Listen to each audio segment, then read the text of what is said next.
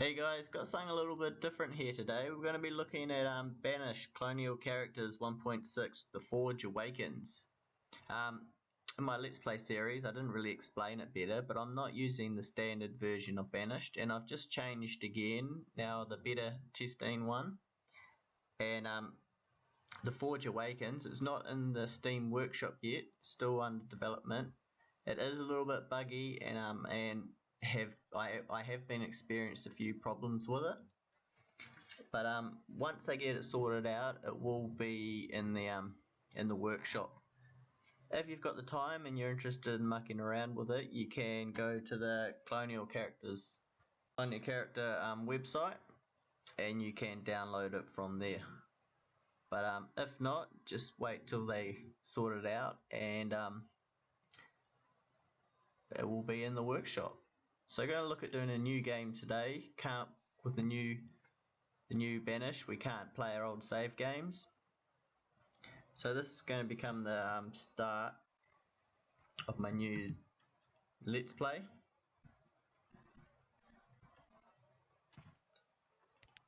So over the original sort of ones that you get issued with train types from the original Banish, there is a heap more. And the one that stood out to me was this water world. Now I always like to play normally on a small map setting just to add that challenge to it and try and use my resource management to its maximum. If you have a huge map, then it just, it is good fun, but it's just not for me. But because this is going to be a water map, a lot of our maps going to be taken over by water, where normally, I would have a lot of area for trees and farming. So I'm thinking, do I step it up to a medium or do I go for a large? I'm going to go for a medium. We can always change if things are not too good. So we've got all the other conditions here, having no snow and everything, but I really like the snow. I think it sort of adds something to the game. There is great sort of novel aspect to having these sort of desert-like conditions. It does sort of change it up. And that's the great thing about these mods. Like, correct me if I'm wrong, but Banished was like made by just one guy, and it's a really cheap game to buy. Like, for what you get and the amount of hours that I've got out of this game for the price, like if you wanted to go like $1 per hour of entertainment, this would hands down be the best game I've ever purchased. I've spent hours and hours on this, and for the price I paid, it's just amazing. Anyway guys, and that leads me on to the other thing, the workshop content. It's like, it kind of reminds me of when they brought out The Sims, and then they had all the add-on packs, except the problem is that the add-on packs, almost cost more than the actual game itself. The workshop content is free.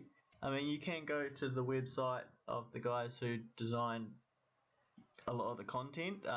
They take donations, and I strongly recommend that you do, show your appreciation to them, because I mean, it is, like I said, it's a great game and it's super cheap to begin with, and these guys have done an amazing job, and they've just kept this game alive, and it's just so exciting to see what's coming up next and just how much it's evolved. So look at all these sort of starting conditions. There are so many sort of themes and setups and things you can go with now, just from the original one. It's evolved so much. And the other one that caught my eye was the old castle. I'm a big fan of medieval games, and once they didn't start making any of the new Age of Empires, I was a little bit down about that. But this has definitely filled that void that was left, and I'm absolutely loving it. It's definitely worth checking out Banished if you haven't already looked at it on Steam, getting the game and then looking at the content for the add-ons, the workshop content.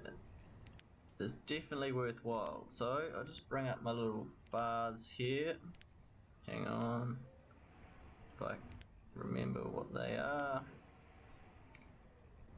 I really would like to go to sort of dual screens or something so I could get this all off my main screen, because it does clutter things up a little bit.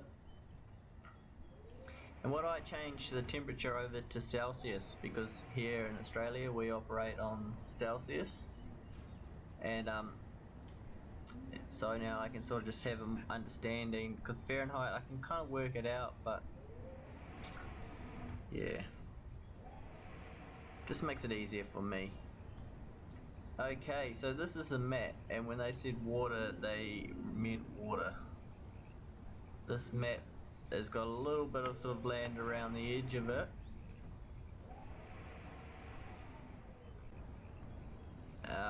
It's going to make it challenging, I'm not going to lie. This is going to be, it's going to be hard work. So unfortunately it didn't give us sort of a lot of land, it just gave us even more water.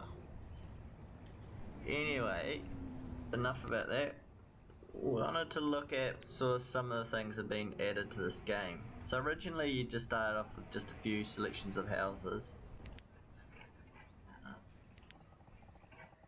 And now you've got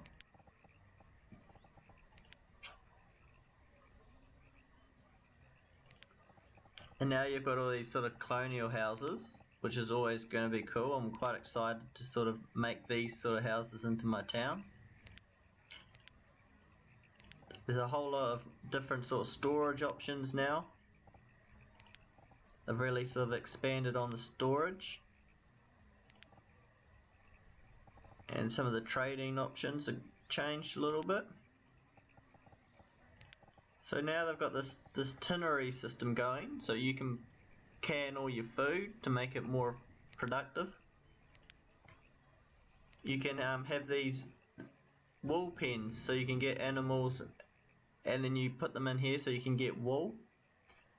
So now you have your crop fields and your plantation fields, so that when you've got your plantations, it doesn't affect the number of your resources for food, so you can sort of separate things out a bit more, which is good addition.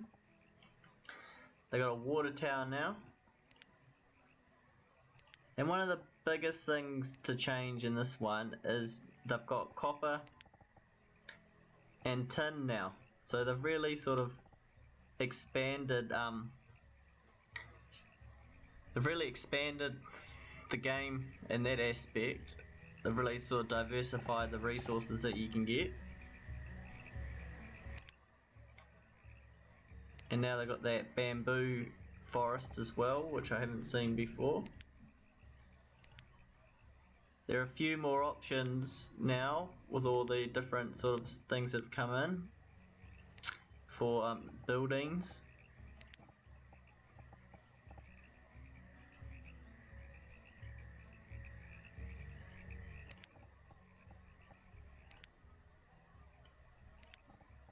So we've got some different sort of smelting and melting houses.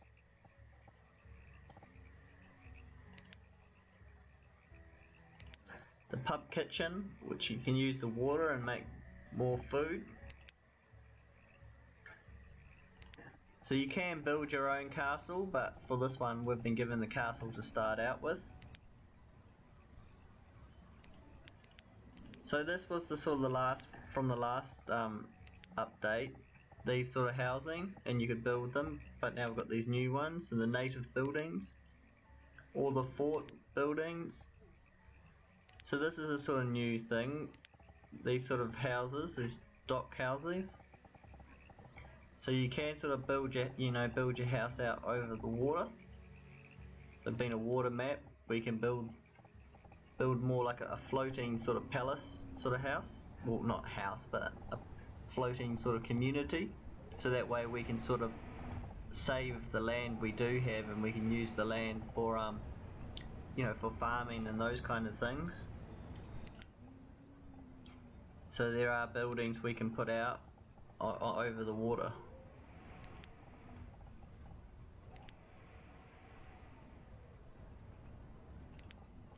And we could build storage areas on the water.